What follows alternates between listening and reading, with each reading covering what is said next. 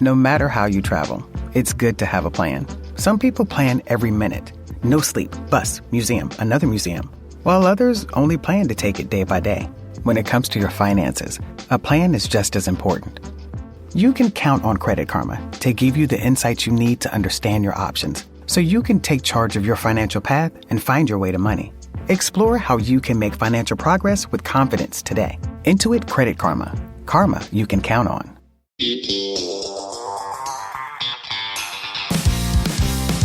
Hello, everybody, and welcome back to another episode of When Reality Hits. Before we get started with our fabulous guest this week, I wanted to talk a little bit about the California, Los Angeles wildfires. It has been absolutely devastating here. We didn't have an episode last week because there's just so much stuff going on. So I want to apologize for that. But I feel like everybody sees in the news how devastating it's been here in LA. And me personally, I'm very grateful to be able to still be in my home right now. We were on evacuation watch for 3 days straight. It was really scary to wake up in the morning and see all the smoke everywhere outside. And, you know, we didn't know what was going to happen for us. But I just want to send all my prayers and love to everybody that's been, you know, involved in these fires and everybody that's lost their homes and their businesses. I'm just so sorry. And, you know, my thoughts and prayers are with you. So I think it's time to introduce our guest. We have the wonderful and fabulous Leva on the episode today. She is from Southern Charm and Southern Hospitality. Hello, how are you? Hi, good. How are you? We're doing Just as I start to get like empathetic tears, I'm like, oh, the people. I know. I'm such a crybaby when I think about like kids and families and stuff. I'm just like literally like, okay. Brittany. It's been really hard here. And like, I'm kind of like, my voice is a little shaky because I could tell. That's why I got emotional. I heard your voice and I was like, oh, keep it together, Leva, keep it together. Yeah, even just like talking about it is really sad. Just seeing, you know, waking up the first day and coming outside and like ashes everywhere, all over our cars, all over everything. You can see the clouds of smoke just like barreling through the sky.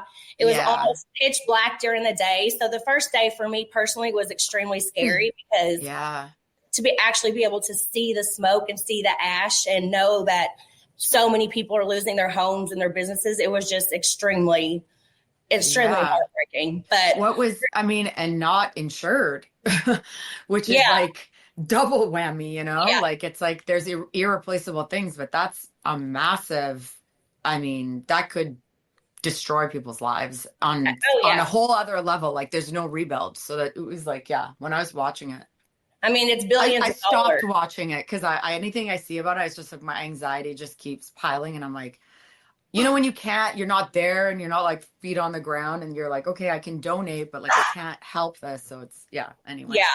If people are watching my stories, I've been reposting a lot of places where people can donate and different stuff like that, just so that they know it's a trustworthy place to put your money. Because I know that people, even through things like this that are so horrible, people still make fake sites and different things. Please donate if you can, but also make sure that it's going to something that is really going to help. Because there's a lot. You got to fact check. So let's get into your life a little bit. Well, it's good to see you since when did we see each other? Where were we? We met in New York City. In New York. I was like, what city were we in? Yes, we met freezing cold New York. Yes, freezing cold. We met the time that I was in New York to do my first live show for this podcast. I didn't realize. Yeah, so that was my first live show. It was a lot of fun. I did it with my friend Zach, who absolutely loves you. Yes, I love him. I was like, I just adore him. He'd be my best friend if we lived in the same city. Oh, yeah. Well, he is my best friend, so you can't say Awesome. He's a good one. Keep that one. I'm just kidding. I like on this podcast, since it is a reality TV show podcast, I like to hear about how you got started in reality TV. Like, what was your casting process like? Like, how did you end up on Southern Charm first? Okay, so little context. I had been filming like as not a friend, but I was just really friends with the cast for like since season 1. Okay. So Cam, who was like one of the main cast members, was like I was in her wedding. She like I always say she lived in every room of my house, like rented every room of my house. She'd like move away, then she'd come back and I'd be like, okay, I have this room free. And we met on Craigslist, which is hilarious because it was that long ago. It was that effing long ago. Did you know that's how Tom Jax and Tom Schwartz met each other? No way. Like for rooming? Yeah, Tom Sandoval found Tom Schwartz on Craigslist, and that's how they all got to know each other. That's kind of how that started. Yeah. Yeah, so that's how me and Cam started. It was like a Craigslist. Like I was like, I'm looking for a roommate. That's how we used to find roommates. And and then she just came to the door and we'd seen each other out somewhere. We had one of those bathroom moments where it was like, you know, when you meet a girl and you're in the bathroom and you just start chatting, you've like had a few drinks, whatever, and you're like, oh my God, you're so pretty. You're so fun. We should be friends. But they're just a rando that you'll like never see again. Yeah. So we had met one night out. I was like, I know you. And then she's like, I know you. So anyway, we ended up really like vibing. She moved in. And the funny part was like, I had just moved from Canada. So I didn't know she had been on like a MTV show, like a reality show before Charm. And it wasn't until like I went out somewhere and somebody was like, yeah, your friend that's been on reality TV. I didn't really even know what reality TV was, honestly, because in Canada, we don't have it. And I just moved to the States. And so I was like, what is that? What do you mean? Wait, in Canada, you didn't have reality TV? I mean, not now, like that. Like it wasn't that heavy. Like, and you got to think like this was, I think when I met Cam, it was at least like, I want to say at least a decade ago, right? So it was like really long ago. Okay? Yeah. No more, almost 15 years ago, years ago that I met her, going on 16, 17 years. So it was like, I had been friends with her before Charm started 5 to 7 years or something. So it's a long time ago. So reality TV, you guys had in the US and we would like watch some of it, but we didn't get the channels as much, like I said. And I worked a lot. I just really didn't know what it was. And then people were like, yeah, your friend's been on TV. And I was like, she's an actress? Like, I didn't understand. I was like, what? And then I was kind of like, oh, I started to pick up like those MTV shows and whatever, but I still had never seen what she'd been on. But that was my first intro to reality TV. And then it wasn't until she'd moved out that she was like, hey, love, I'm doing this show Charm. And me and Lamar at the time, who were not married, we were like looking at, we were doing business together a lot before we got married. But we were boyfriend and girlfriend. And we were opening a club and she was like, we really just like need a hangout spot. And so she introduced me to Whitney, Shep, and Craig. And I was just like giving them the tour of Republic, like before, like behind the like plastic, like when we were like building it out.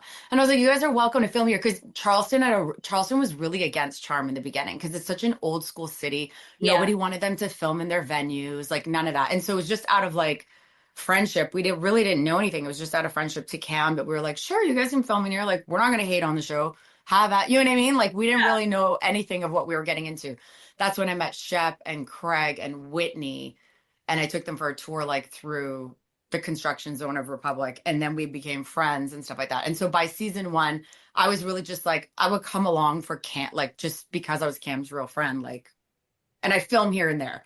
And so years later, I would film certain scenes. She would call me. You know how you had to talk about like weird stuff when you're filming? Yeah. Well, you have to address everything that happens in this, that was being filmed. A lot of people don't realize like, in real life, you might not have to discuss it over and over again, but when you're doing reality, you're forced kind of to like face every single thing that happens. Every single thing. Right. And some of the stuff is like, sometimes the person you have to film with, you don't trust, like you might not be that close with. So she'd call me, she'd be like, I have to have this like kind of more serious conversation. I don't want to have it with this person. Can you just film with me? Like, you know what I mean? Like a trusting space where she want to talk about getting pregnant. And like, she didn't feel like someone was going to like come for her. You know what I mean? I had no idea at the time. I was just like, oh, I'm your friend. Sure, I'll come to lunch. No clue of like what the background of why she'd be filming with me. You know what I mean? And she's just like, I just know that you won't chat, like say anything inappropriate or like, you know what I mean? Like I really had her back. If I was going to ask any question, it was authentic. And if I really cared about her, it wasn't like to make her look bad kind of deal. Right. And so, so that's how I just started filming. And then just like fun stuff that we would have typically been at, that I would have been at, cameras on, cameras off. So I did that for a few years and then kind of never had like an affinity to be on the show. I didn't know much about it, but I was like busy building other stuff. Like doing business stuff and doing all that kind of stuff. And then we were offered a show a little bit later, but I was struggling to get pregnant. So someone, the people who do Below Deck came to us and they were like, hey, we really want to do a show about your restaurants. Like, you guys are so young and you have all these places and blah, blah. And we'd almost like got like literally we're at the last line of signing. And I've been struggling to get pregnant for 5 years. And I finally like peed on the stick and I was pregnant. You know what I mean? And it was the weekend that they came for us to sign the paperwork. And I was like, I can't do this. Like, I'm scared I'll lose the baby. Like it was too stressful. You know what I mean? Yeah. And so I walked away from it when I was pregnant because I was just like, and I also had been really secretive about my struggle. And I had this kind of like, you know, I just didn't know how to be open about it, I guess, back then. I wasn't willing to be or didn't know how to be or whatever it was. And so I just wasn't willing to share it on TV. And I don't know how to like not be real. Like it's not an actress. And so, we walked away from it. And then come to a couple years later, Little's like 2 or 1.5. And I went up to Craig and I was like, Craig, I really want you to get involved in my businesses because I think it'd be great for come in and have like an equity partnership. And I don't want to be out anymore. I have a kid. I don't want my husband to be out anymore. Like, you be out, you be the face of it. You know what I mean? Kind of deal. And then the network came down and they wanted to talk to me. And then they were sitting there talking to me for an entire like dinner. And they were like, why do you keep talking about Craig so much? I was like, I thought you guys came to ask me about Craig and like if he's going to be a partner. I don't know. I don't. And then they were like, no, we came to see if you want to be on the show. And I was like, what? But I'm not Southern. Like, it had always been kind of Southern. There, I lived here, right? Yeah. It's like at this point, it's been 20 years. And so they were just like, listen, it's not just about someone who's been here for decades or whose family's been here. You are the South. Like, everyone knows you. Everyone knows who you are. Like, everyone in the city, like, knows you. You know what I mean? You're Charleston. So I was like, really? I don't know. Like, I was just really awkward about it. It was just really funny because it was such an awkward, why do you keep talking about Craig? It was like I had a secret crush on him or something. I was like, no, this is so awkward and weird. No, I thought you guys were wanting to talk about, anyway, or like I was some weird fan. Like, it was just really weird. They were like, no, someone put you up for being like on the show. And then, so then I was like thrown off and then I went home and I was like, Lamar, should I do it? And he was like, well, if, you do it, it would make sense. And we'd know if we would want to ever do our own show. You know what I mean? Yeah. Just do it. But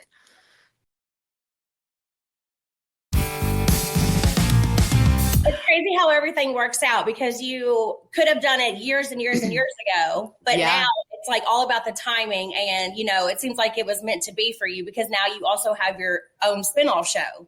Right. It was really the universe kind of being like, here you go. And me finally being like, okay. You know what I mean? But the universe definitely like gave it to me with a bang. It was like the year of COVID. It was like crazy politics, everything postpartum. I'd like, people were just vicious to me because like I hadn't lost my baby weight. It took me a really long time to lose it. And I don't want to say it really took me a long time. Now that I think about it, I was like, my kid was 2. Like, it takes a while to lose, like, get your body back. And honestly, quite frankly, it takes a long time. And like this whole thing of people acting like, oh, you bounce back. And some women do, but I was not that woman. And also like I'm heavy chested and that always is a rough, like you almost kind of on TV look more than you are because of the chest. Yeah. You know what I mean? And people were so mean, so awful. I'm telling you, nobody can relate to what you're saying more than me because I came on the show so tiny whenever I first started Pimp Rules. I mean, my arm was like as big as my pinky finger. I was little. I didn't have my boobs yet. And even to this day, 10 years later, I still get so much hate. Like, you've changed so much. I'm like, I've aged 10 years and I'm a baby. You know, my body. So no one understands what you're talking about more than me and how like people watching can be on you. I think it's different for reality TV because people think that they know us because they watch us in their 100%. Living room. It's our real life. So they're a lot more vocal about their opinions to us. And that can be extremely hard. But I've had it can be so hard. Yeah, journey. It's been taking me forever. Cruz is 3, almost 4, and I still have work to do. Yeah. So, yeah. Well, it wasn't until Little was like hitting 4 that I was finally like, I got a boob reduction, and I was because it was hard to work out because I was like, it was hurting my back and like, just a lot of things. And honestly, quite frankly, Brittany, it wasn't a priority for me. Like getting in the groove of like sleep and like my child eating, and like I really wanted to soak up being with my child. Like being skinny was not my fucking priority. You know what I mean? Like my priority was like the most amazing thing has ever fucking happened to me, and I just wanted to have all the time I could with this child. And honestly, I wasn't willing to go for like 2 hours a day to go work out. Yeah, no, you know what I mean? I feel like you're or a very starve. Just like me, like being with him is so important to me. Like I'm with him 24/7. He is attached to my hip.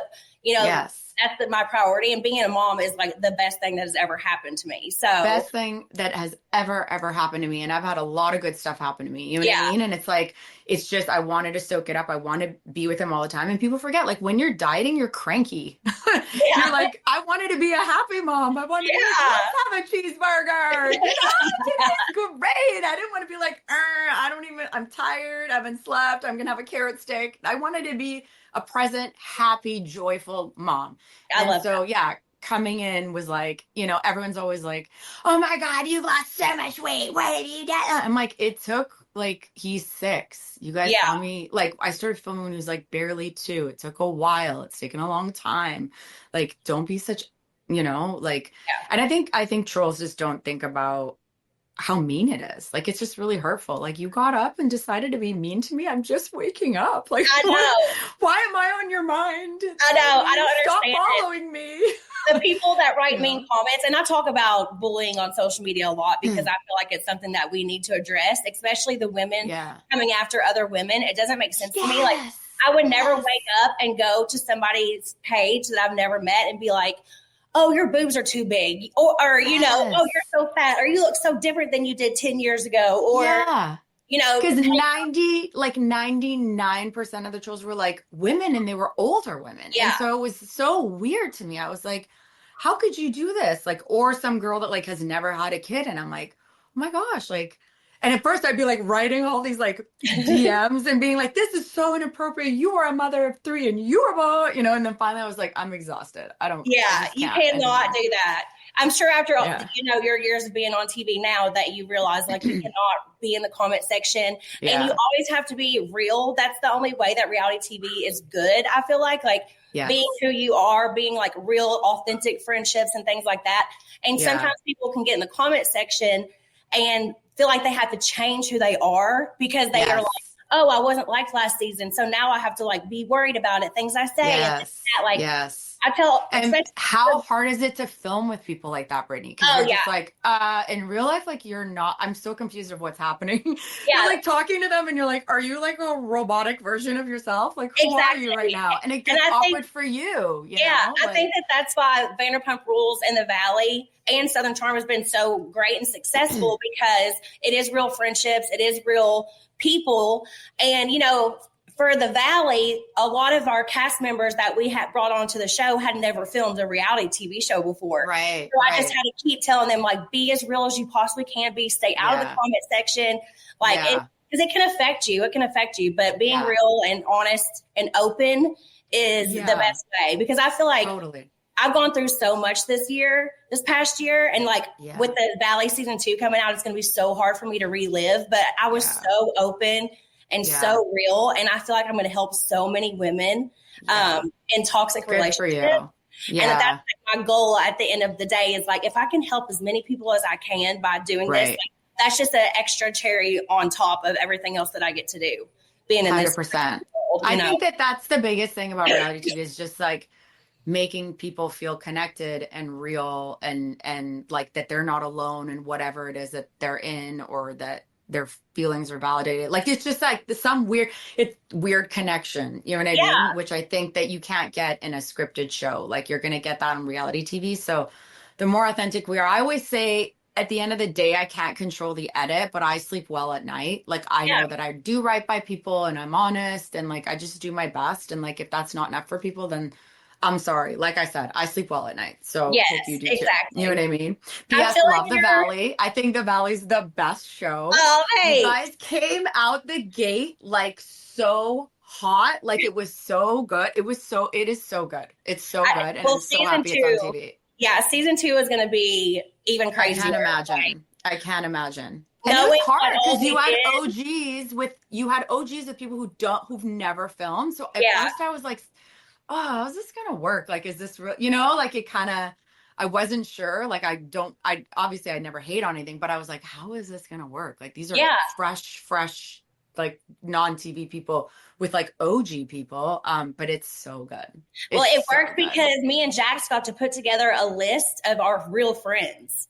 Like these were our real friends that have been our real friends for a long time. And I think that that's another reason why these shows that we have done work so well, because it is friendships and you already have a connection. So, and I was so proud of the new castmates. I thought they all did amazing. Like I'm just so good with them.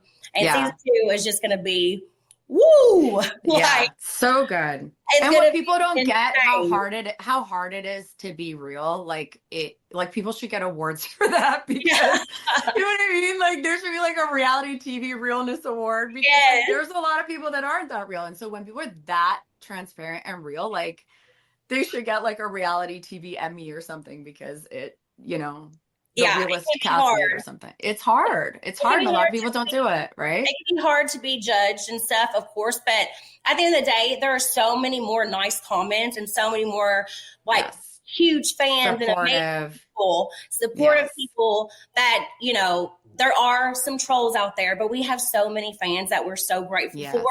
And sometimes just the mean comments are a little bit louder, but there's so many more nice and supportive comments. So we just have to focus on that, you know. 100%. 100%. You're totally right.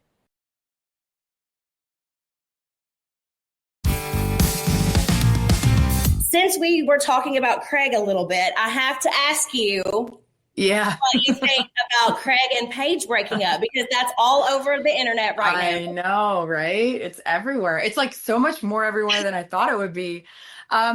Here's the thing. Obviously, you could tell they were in love. Like when I was around them, like they were so cute and they kind of had like a fun dynamic. Like I think, you know, it was funny because Paige would say things to Craig that I feel like we would, like as his like friends, you know what I mean? Like, so it was funny. Like she didn't just like kiss his ass and I don't feel like he did hers, which is why I really thought, okay, they really love each other. And so when they broke up, it was sad because you could tell they loved each other, but you could also tell there was strain because it was like you'd be at events, like she couldn't be there. She's traveling.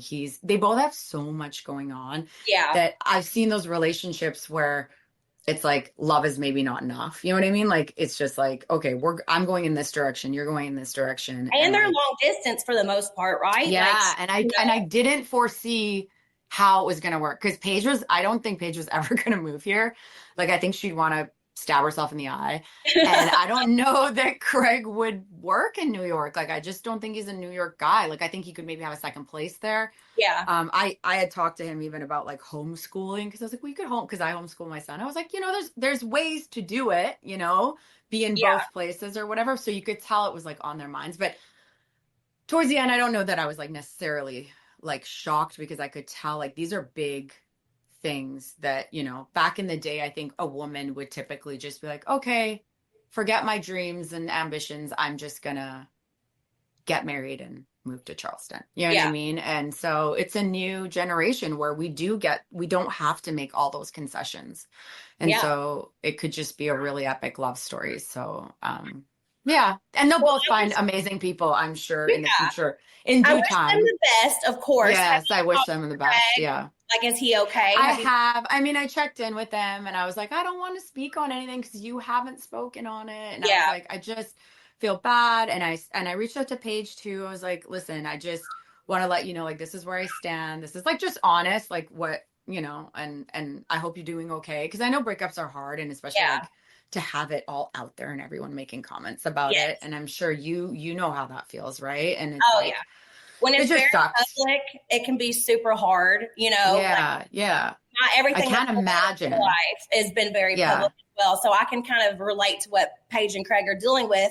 But mine's not to say that theirs isn't very important, but mine's a 10-year divorce Totally. happening. And a marriage with a child. Yeah. A marriage with a child, with a house. You know, it is very hard to go through it in the public eye. But again, it's something I feel like so many women are going to be able to relate to. And that's just what I keep thinking about whenever all this craziness is going on. But yeah, I can definitely relate. This is Kingsley. Oh, hi, Kingsley.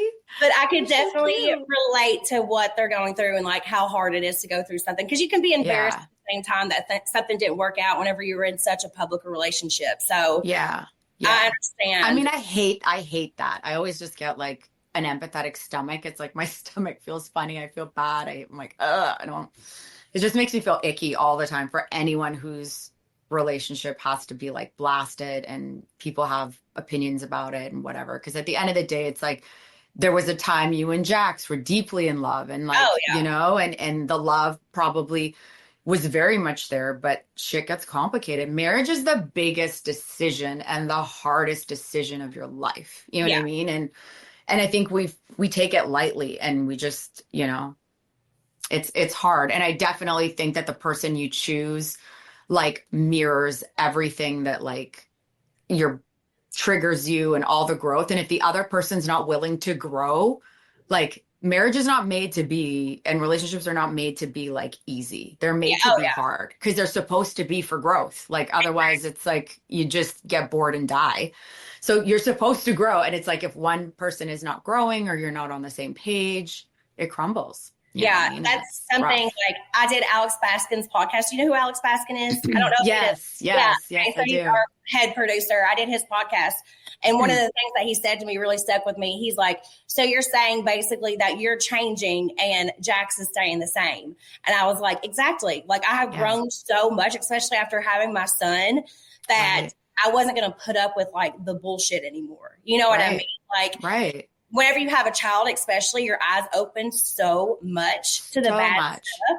Yeah. And that like really, really, really happened to me and hit me hard, you know, because I was like, I can't have this going on. I have to make sure my son sees his mother happy and a happy household and no fighting around him. Like my priorities changed incredibly. And in the beginning, I was so blinded by how much I loved him that I, of course, didn't pay attention to so many of the red flags that were going on in our relationship. But like we were together for 10 years. So we also had so many great moments. And I think whenever people judge me so hard, like being like, oh, well, you saw the red flags in the beginning. You should have never married him after he cheated on you or blah, blah, blah, blah, blah. And I'm like, yeah, but we were together for 10 years. We also had so many great moments. Like you don't think about I also think, Brittany, that you saw the best in him. And I think I do think you brought out the best in him. That didn't mean he's not going to make mistakes. That doesn't mean like things aren't going to rear their ugly head from time to time. But I do think that the beauty of relationships is when you can lean into like the best part of people. But if the toxic side is not growing and healing, then it's like, all right, well, I can't keep doing this. And I think as moms, we're lucky that like somehow because of our bond with the baby, it's like all of a sudden we're just like, I want to learn this. I don't want to speak this way. I want blah, blah, blah. You know what I mean? And it's like, you kind of have to tell the husband like, yo, are you going to read a book? Like, are you going to get on this page? Like, no, we're not yelling anymore. No, we're not. Like, you know what I mean? It's like in your mind, you're like, no, we're not yelling. We're not doing that. Like all the things that maybe you did as a relationship. I know for my husband, I was like, we're not doing that. Or your son's happiness is directly related to like my happiness, my peacefulness. You know what I mean? Like, and it was funny. I saw this one thing and we were out with some friends and like one of the dads was like, my son said dada first. And like my son, like somebody was saying that. And one of the moms leaned in and she goes, do you know why children say dad first? And he was like, no. And she was like, well, because that child literally for the first few years thinks his mom is him. He doesn't see a separation between mom and him because mom is a part of him. Like he's not calling for her. She's a part of him. And that was like, you know what I mean? Like, do y'all understand how important our peace, our happiness is to this child that you love? Like, exactly. Do you get it? I wish men were more educated about it. I wish, And unfortunately, Jax just wasn't seeing that and wasn't changing and wasn't trying to grow. And, that was extremely hard for me. And, it's still hard because our divorce isn't finalized yet. There's still moments of weakness where I can miss him at times because we were together for so long, but I'm just in such a different place now. And, just trying to be happy and do everything for myself is the very most important thing to me. So I feel a lot better. It's been on January 24th, the day before my birthday, will mark the year that I separated from Jax. Wow. So it's kind of crazy that it's been that long. It doesn't feel like it's been that long, but I did spend 7 months in Airbnbs and rentals and things. As you can see, now I'm finally back in my house, and this is my now, like 100%. I own it. It's in my name. It's mine. So what a sense of peace. Yes. I feel a lot safer now. I feel like just so much better to know that like me and Cruz aren't going to have to pack up and leave every couple of months when my rental lease is up, or like the Airbnb's booked for something, or, that's what I dealt with for 7 months. I can't imagine, Brittany. Yeah, that's not just hard. That's like beyond hard. So especially when I loved my house so much, and I had, I made this house a home. Like I did everything here. This was my dream house, and it just felt awful to not be able to stay there. But now I'm finally back, so that's great. That's great. Despite what's going on in California, like at least there's that to, give you some peace that you're there and you have, and also for your son. I mean, it's just like the stability of that, you know what I mean, is great. And, and hopefully Jax, just for his own relationship with his son, will do the work that he needs so that you guys can like co-parent well together. You know what I mean? Trying. We're trying. We're slowly getting better at the co-parent because I'm not as angry as I was. It has been a year. So I'm starting to let go of some of that anger.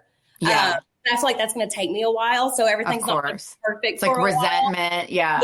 A lot. Because you kind of feel like the other person ruined your dream. You're like, this was supposed to be the fairy tale, and you were not like getting on board. I literally got married in a castle. What, you ruined our fairy tale. Please just go to therapy, read a book, Exactly.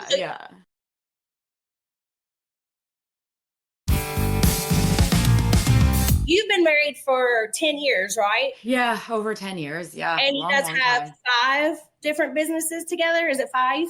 Well, we have the 4, coming on 5 restaurants, but we have multiple different businesses together. So we do real estate development. We have now we have a production company because we are EPs on the new show. So we have a lot of things going on. We always have, since before we were even married. So what kind of it makes it complicated. But so I can relate to that, but obviously it's working for you guys. So me and Jax, we opened a bar together. I'm getting ready to open my own bar, Britt's WeHo. And but I feel like ours, thank you. But I feel like it kind of hurt our relationship instead of making our relationship stronger. So what kind of advice would you give to other married couples who are thinking about opening businesses together and stuff like that? What would you say would help strengthen the relationship instead of pushing each other away? So before we had little, we would kind of listen, we would fight. We would fight about the business, and we'd fight about marriage, and we'd fight about all of it. And our coping mechanism was just okay, well, we're on date night. We're not talking about work. We're on it's after 5. We're not talking about that was our first strategy. But I always used to say our arguments make beautiful things, including our child. You know what I mean? I fight for the details. He fights for what, you know what I mean? We end up making a beautiful space, a beautiful restaurant together. Once we had little, it was too much. It was just too much. And we really had to designate wheelhouses. I'll deal with the staff. You deal with operations. We really had to stay in our corners. And if I didn't think he was doing something right, I had to zip it, which is very hard for me. Very hard, girl. But I was I kept thinking, too toxic for little. I'm not going to fight over wallpaper or whatever it was. I'm not going to fight over why the hell did you put that stupid, ugly light in the bar? You know what I mean? Or whatever. Because that's what you would fight about, right? It was no, I don't think we should hire this person. No, I don't think that wallpaper is great. No, I don't think that timeline, I don't think that opening weekend is good. No, I don't like that. You know what I mean?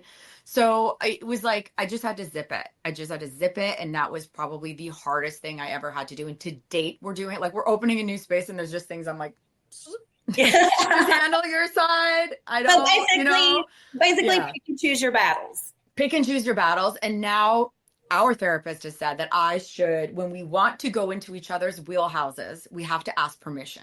So we say, do I have permission to give you some, criticism or feedback on like this part of the project? Right. You know what I mean? And he might say, and then I will always premise it with like, I don't want you to get upset, but it's killing me or whatever it is. Yeah. You know what I mean? Like, like so don't get mad at me for saying this, but yeah.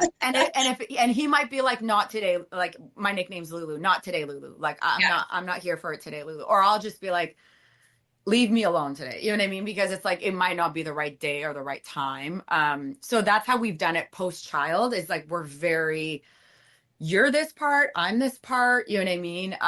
And also we've stepped away from like the forefront of the business. Like we're not in there every night. We have floor managers. That was really hard on the marriage is like being in the space Friday night, Saturday night. Like, like I popped out a baby Wednesday. He had to be back in Republic, like working the floor Friday, Saturday, Sunday. And I'm like bawling postpartum, it was really hard. That was something I was going to say because I feel like I loved opening the bar with him. I knew it was going to be such a great opportunity and it still is. It's doing great and everything. But I feel like the issue with us was that he was going there all the time. And he was partying there. He, it's not like he was just going in, being sober, taking photos with people. Like he was in there partying. And then I was dealing with the hangovers and the backlash from the night before. And it really like put a strain on our relationship. And I am very grateful for the bar still now that I'm also getting my own. So I don't take it for granted by any means, but I think that you have to have some kind of a balance. And that's something I kept trying to push. Like we have to have a balance. I know it's important for us to be there, but you have to have balance. You can't be in there every single night. Or if you're going in, you can't be partying every single night. Like it's and hard. You have to have massive discipline. Luckily, like Lamar and I are not big like drinkers and stuff like that, but see, Jax and I are. if you are, it really requires like a number in your head or like real things. Like we have managers where we're like, we don't let anyone that works for us drink. That's good. Yeah. That way it just like creates an environment where it's not like the bartender's getting drunk and whatever. And we have tricks. So like sometimes when people want to order, let me get you a shot, we'll always go, how about tequila? And bartenders know to give us a water shot. You know what I mean? Like, so we have little tricks that we play because you're hosting and you want to feel, you don't want to offend people and like look like a stick in the mud. And so it's a really tough thing. And at some point you have to go like, y'all have fun. Like I've had times where people are like, you're going to leave your own guests. I was like, I have to. Like, I know it's only 12:30, but like, I got to go home. As a family. I want y'all to have fun. Here's some shots. Here's some other people to you know what I mean? Like I had like, and that's really how like my staff at Republic, it was like, I would send Joe over. I would send Bradley over. I'd be like, go party with them. You know what I mean? Like get off shift and just go host them. You know what I mean? Because Lamar, that's how the whole me wanting Craig to be involved. Cause I was like, you're single, back in the day, I was like, you go party with everyone. Cause I'm tired of like being in the space at that point. Right. But you do in the bar business. You can't walk away in the bar business. You just can't. You still got to be in the space. And that's hard. But the flip side is like, we get the weekday, like we get a lot more time with our child and we just have to be present and understand that like, okay, Sunday mornings and Saturday mornings might be slow and, we are up later or maybe somebody's had a few drinks and it just is what it is. But like, unlike other people, like dad gets to take him to school on Monday and gets to like hang out with him. You know what I mean? Like, so you just got to take it for what it is, Yeah. Well, with I'm some boundaries. To talk to you about all this stuff because, as I said, my bar will be opening soon, hopefully by March. And, I'm not going to be the type of person that's in there every single day, but I will be in there like once or twice a week. So right. And I'm getting to design it, which is like my favorite part because I love like decor and doing things like that. Like that's the most fun. That is the fun part. Yeah. And I did a lot of that for Jax's, but now like I'm stepping away from Jax's. Like I'm still part of that. But now that me and Jax are getting divorced, like I am focusing on Britt's and that's going to be like my place and he's going to be at Jax's. And I don't know, honestly, right now, because we are going through so much, I probably won't step foot in Jax's.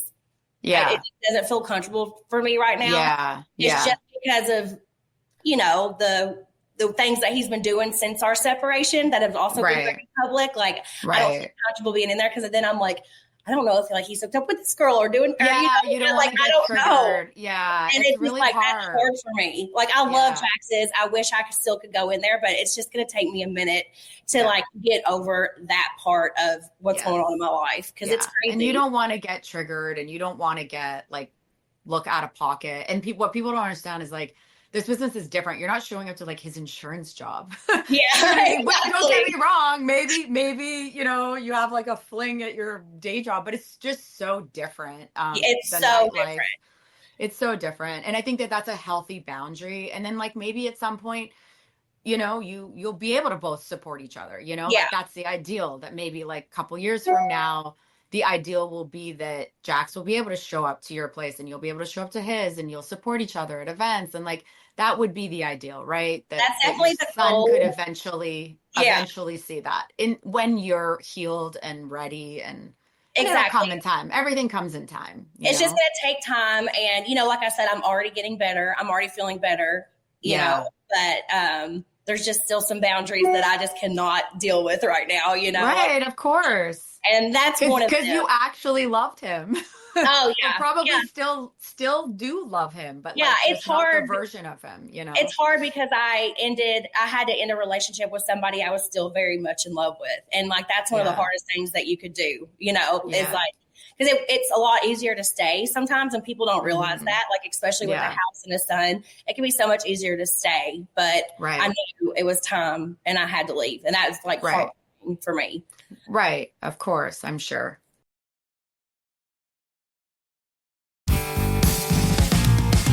Enough Jax talk. A lot of people see you as kind of like Elisa Vanderpump.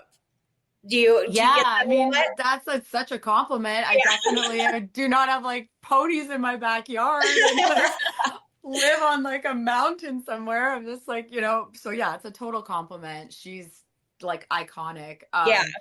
But of course I'm like, you know, just in a different stage of life, a different stage of my career. And I think that she's her own, you know, and I guess I'm my own. But yeah, I mean, I'm a Lisa Vanderpump fan. I'm a Vanderpump fan, but also I feel like our show is so different and the way Lamar and I run our businesses is so different and stuff like that. So, but I mean, there are a lot of similarities. I was trying to catch up on the new season before I talked with you today of Southern Hospitality. And I was like, reminds me so much of Vanderpump Rules when we were all like working in the restaurants in like the early seasons, because everybody sleeps with each other. There's so much drama going on, you know, like Emmy and Will.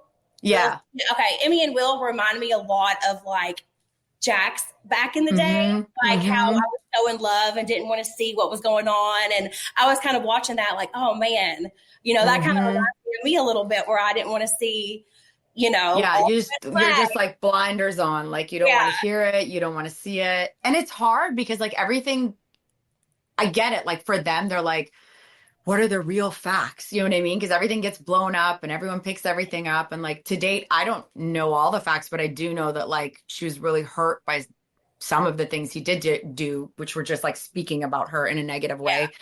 And like I said, it's just, I mean, there's so much more, even like the outskirts, and you know this, it's not even just that cast, it's like the 10, 20 people around them.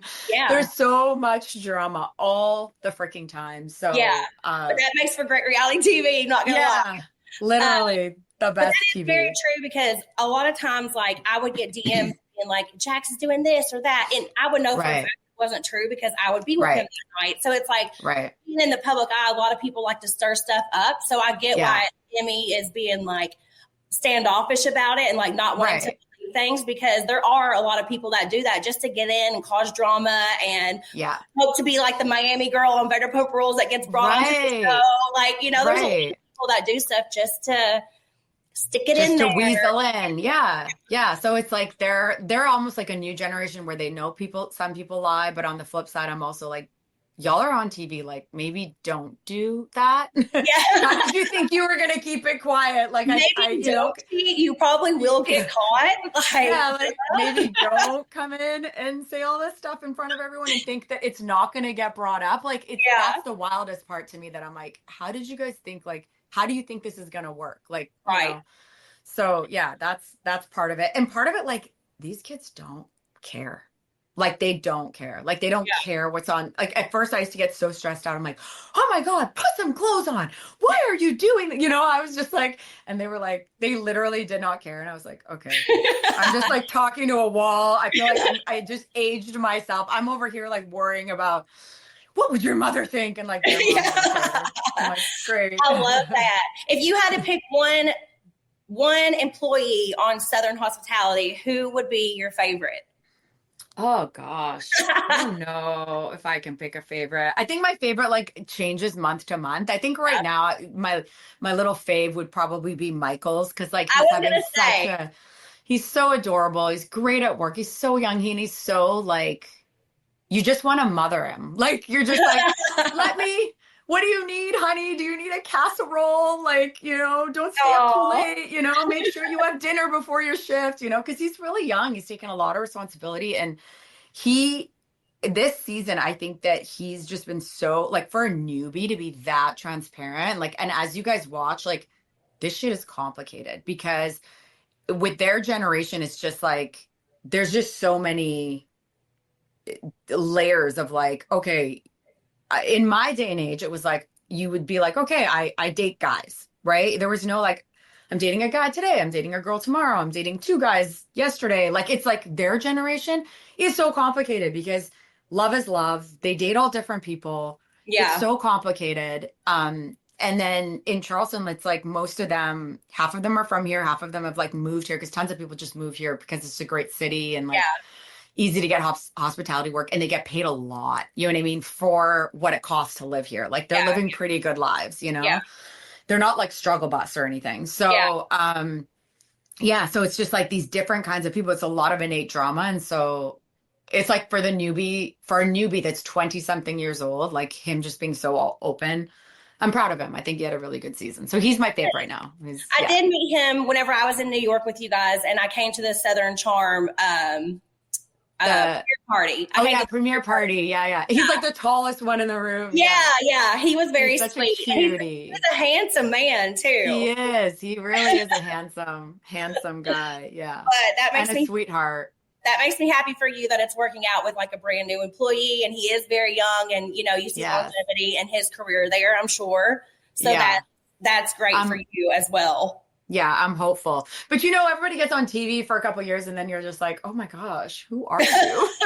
Where's the nice kid I met? Why are you so extra? You know? Well, listen, I haven't changed. I mean, people say whatever they want, but I feel like I'm always myself. I'm always going to be that Kentucky country girl that just happens to live in LA now and happens to have more things on my plate, more things going on. But like, I'm never going to change who I am. Like, that's not. I love that about you. My family ain't going to let me change who I am. They will like be out and be like, Brittany, like, no. Of course, I'm in perfect moments. Of course, I get into arguments with people. Yeah, of course. But I'm such an empath, and I always feel so badly about it. Like, that's never going to change. Like, I always get the first to apologize. That's just, you know, and hopefully with the new people on the show and stuff, they'll stick to their code and who they are. Because that's what I'm hoping. I kept telling them, I was like, don't lose the friends you have now.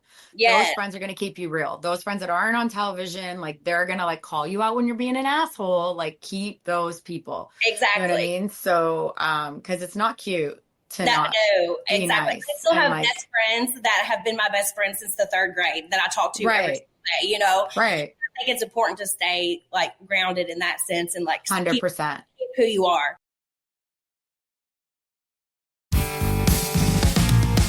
So I always ask all my guests that are on reality TV, if you could be on any other reality show, what would it be and why? Oh, gosh. I guess it'd be Housewives. I love Miami Housewives. It's like close to me and I'm there all the time. So maybe it'd be that. I feel like Yeah, you could just definitely like, be a housewife. I mean, you've got the status, you've got the marriage, you've got, you know, all that going on. I So, think I could really roll as a housewife. Like, I think I could rumble with the housewives. Like, I yeah. don't have that much opportunity on charm because it's like everyone's so much younger than me that I feel like an asshole. But I feel like on a housewife show, I could rumble. So if You you, know? okay, so who would be your favorite reality TV star of all time? Oh, I don't know if I have that.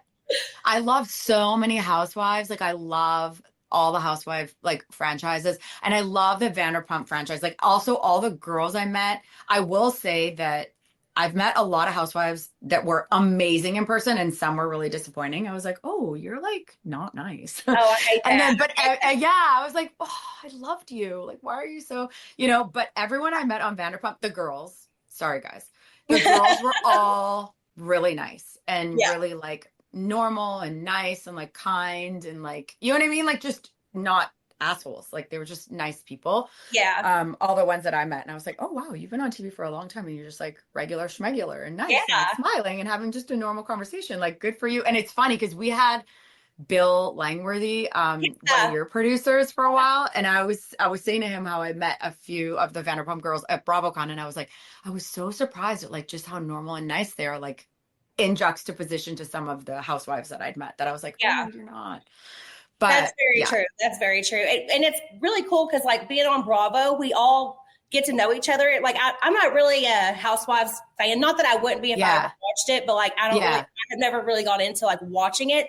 But I'm a fan of so many people that I've met in like real life. You know what I mean? Yes. I follow them on Instagram, but I am a fan of so many people that I met in real life. Like Nene Leakes was so amazing to me. Kim Zolciak, I know they're not on anymore. Yeah. I've not met either one of them. They were so iconic on, Housewives of Atlanta. So they iconic. Yeah. But just meeting all those people have been so nice to me. And, Teddy's always nice. Tamara's always nice. Like I could go on. But there's a lot of good ones. I love Atlanta. I love Potomac. I love Beverly Hills. I love like Miami. Like I literally can go on and on. I have been a Bravo fan way before I was on Bravo. So, when I was on Bravo, I was like, this is so freaking weird. Like when I was at BravoCon, I was like, this is weird. I was different. I love Bravo, obviously. Never, ever. I love it to death. It's the best. But I wasn't really that much into reality TV before I got on it. So I didn't know who Jax was when I met him. A lot of people had this narrative that I DM'd him and tried to get, I'm like, no, we actually met at a bar. And I met Katie Maloney first. Yeah. We started hanging out, talking, taking shots with each other. Then Jax walked up to me. I didn't walk up to Jax. Yeah. But there's still this narrative out there that I chased Jax down and all this stuff. And I'm like, in the DMs. Ew. No, yeah. You're like, look at me. Yeah. Hello. He came up to me. You guys. DM'd to me. Yes. Well, before we go, I just want to ask a couple questions from fans because they wrote in a lot of questions for you. And I always like to give them a chance to ask questions and stuff. Okay, this is from @KHart905. Best advice for a woman about to start a new business. Okay, so I would definitely say, I think the best thing, one of the words of advice I would say is let your circle know. Just be like, hey, I'm starting a business. I don't know what it's going to entail in the next year. So if I'm not at a birthday, if I'm not the best friend that I would like to be, if I can't show up for you the way that I want, I'm really investing this really special thing for myself, almost like I'm growing a baby. Yeah. Don't hang on for me. You know what I mean? Kind of deal. And they don't have to give details of the business because I definitely think there are dream stealers. When you're starting a business, when it comes to your actual business, I think that you pick very, very specific people. You do not share your business with a whole ton of people. I think you pick very, I would say 1 or 2 people that are your major cheerleaders, and you share the actual details of your business with those 2 people. I think as women, you can start a business and then you're like, I'm failing as a sister. I'm failing as a friend. I'm failing as, and you get down. And when you're starting a business, you need all the energies. You need all the energies for the bad days, for the days the bank account looks like crap, for the days you start to doubt yourself. You need all the energies. So I think you pack away that and you go, okay, my friends and everybody like get that, like, I'm not the best version of myself. I'm putting everything into this thing. You know what I mean? And I also think that when you're starting a business, it's really important to sort of pare down in all ways of your life. Like, there's a quote that says you can have everything, but you can't have it all at once. And I think that's a very important quote. Just like we talked about, I didn't care about being skinny when I had my baby. Like, it wasn't the season of that. You know what I mean? And if you're building a business, that first year, it's the season of that business. You're going to miss important things. You're not going to be able to afford certain things. You're going to have to make decisions that make sense for this baby that you're building. You know what I mean? And so my best advice would be to let your circle know, so they're hanging on for you. They're not like, what's she doing? Why is she like, you know what I mean? You don't want extra drama. Right. And then the second would be to find like the 2 cheerleaders or 3 people in your life that, like, on your bad days, you can go get a drink or go get dinner, and they're just gonna be like, you got this, girl. Like, you know, even the friends that are like, you need a loan. I know you're going to pay me back. Like, you need that little circle of people that just ride for your dream and you ride for theirs. You know what I mean? And then go in with that and make decisions, very calculated decisions of everything, where you're spending your money, so that your dream never has to, like, if you're having a bad few months, you have a reserve because you've made different decisions. You know what I mean? Like, don't buy the purse, don't buy the stay out of like Marshalls and buying all the knickknacks for the house, like, you know, whatever it is, like, just make the small decisions, so there's a little put away, because you don't want to lose your dream because you just couldn't make ends meet, and that can happen sometimes, you know. All right, I think that's great advice, and I know that they're going to appreciate that. We're gonna do another question. This is from @Sasha_Key_. Her thoughts on Joe Bradley hooking up with LUANN, the icon. Yeah, so I knew about that, and I just couldn't say anything, you know. I just was like, oh, and it was so awkward because I'm friends with Danielle, I'm friendly with LUANN, you know, I'm like, obviously Joe, I'm like friends with his mom, you know, like, it was just all the awkwardness. So I couldn't say anything. I couldn't say anything at reunion. I couldn't, you know. I think it's amazing. I mean, I want to be LUANN, but I'm LUANN. I know, go LUANN. She's so, like, living her fucking best life. I heard somewhere that she called him, like, little Elvis, which I thought was hilarious. Oh, my God. I don't know if I see that as a compliment, but she's just hilarious. And she came to Charleston. She's just, like, living her best life, and I love that for her. Yeah, but like, I think such a cougar. Yeah, and Joe loves like an older girl. Like, Joe, really? He just loves like an older girl. He's so charming. I think that's why moms love him. And like, I send all my mom friends from like the country club or wherever it is, like, to Joe, and they're like, "Oh, we met Joe. He's so great. He got us a table. He's like so charming. I touched his chest." You know, I'm just like, oh, what's going on? They love him. You know. Okay, so we are, you know, we're just thinking. Listen, it's iconic. Just a cougar icon, and it's hilarious that they met in that like restaurant, bar, or wherever. Like, it's so typical, like New York housewives, like wherever that bar is that they all go to hook up or whatever. So it's hilarious. I love it. Okay, I'm gonna ask you one more question before I let you go. We kind of hit on this a little bit, but I just want to ask you.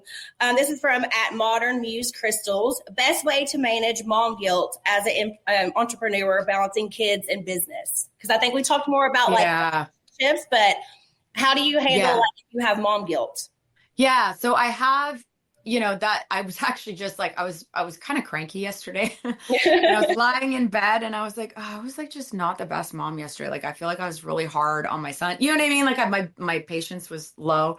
And I was like, you know what? I'm going to wake up tomorrow and I'm going to live in like, I'm going to live in hugs and kisses and like reminders of everything that I feel like I didn't do yesterday. Because I mean, at the end of the day, we can't, when we're working and we're moms and we're wives and we're friends and we're sisters and like all of this stuff, we are not going to be able to show up for all of that every day. Yeah. And so you just have to know that the normal is that you are going to just showing up is iconic when you're a mom of especially a smaller child. Just showing up. And that was really hard for me because I'm kind of a perfectionist. Like, I was the girl that like wouldn't go out if like I felt like fat or I felt my hair was off or like I didn't have my nails done. Like, I would get in my head and I just like, if I wasn't prepared for a meeting, I would like I'd postpone it. You know what I mean? Like, I couldn't show up not at my best. And I think momhood made me realize like, no, I'm going to show up with gray hair and my nails chipped and not prepared for the meeting and like not looking my best. You know what I mean? Like I just got to show up. And so I think that at the end of the day, you just got to be easier on yourself. You're not always going to be that perfect mom, but children don't see the day to day. They see the full, like it's the full story of your momhood, right? And so you just got to remember that. Like he's not stuck on yesterday. He's stuck on this year. This year was amazing. And like his mom is doing really incredible things. And so you just have to think of the full picture of what we are doing as moms and working and the kids and all of it, especially like this generation where it's like, well, damn, I got to be like cooking organic, whatever, you know what I mean? Like like I need to be a doctor and a cook and a farmer and like a businesswoman. Like we have got to give ourselves grace. And I think that at the end of the day, being as present as you can when you are with your children, I think is really important. Putting the phone down, being very present. Yes, agreed. And then when you're not there, do what you need to do and then just come back and know, listen, my relationship with my child is a full life message. It's not today. It's a full life message. You know what I mean? So mom guilt is so real. It's so real. You can get in your head so fast. Like, oh my God, we didn't even know today. I feel so bad. Yeah. You know, just like things like that. It's so real. Yeah. And I will say as a mom, everybody has everyone. Yeah. Everyone has it. But the one cookie cutter mom still has mom guilt. Like every single person there, you know? Totally. You can't be there for 100% of everything, especially if you want your mental health and you are doing other things that need to fill your cup too. Right. You know what I mean? And I do think the one thing that I did do when I had a child is I no longer showed up for things that I didn't really want to be at. So that's where I like eliminated like any FOMO. Think the priority. Like I was like, okay, one friend who's had 17 events this year, you get me to show up to 2. Like I cannot be at all 17 because I'm putting my kids to bed. You know what I mean? Like I'm going to show up for what I have. And if you can't continue to be my friend or like you don't think, you know, like you get people like you film with, they're like, oh, you didn't come to this, you didn't come to that. And you're like, I'm in my mom season. Like either you're my friend and you get that I can't be at everything. Maybe other of the girls can, but like, I'm not in that season, but like, I am your friend. I have your back. I want to send the flowers. I want to wish you the best, but like, I have to choose my child over just like showing up to somewhere because I don't want someone to be mad at me. I'm not doing that anymore. Like, that I ain't doing. You know what I mean? So that's great. Yeah. So I think that's a big cofactor too. You know what I mean? I love that. Thank you so much for being on here today. This has been so great. Thanks for having me. Can you tell everybody where to find you, like your Instagram handles and, you know, y'all Southern Charm and Southern Hospitality on Bravo. So everybody check that out if you're not already. Yes, and then please. And where they can find you. Yeah, I'm just at Leva Bonaparte on Instagram. And please tune in to both shows. You know, they're both exciting this year. Woo-hoo. Thanks for having me, Brittany. You're such a like ray of sunshine. Keep that going. Thank you. I'll try. I love it. I love it. Not everybody has that, Brittany. So you thank you. Thank you.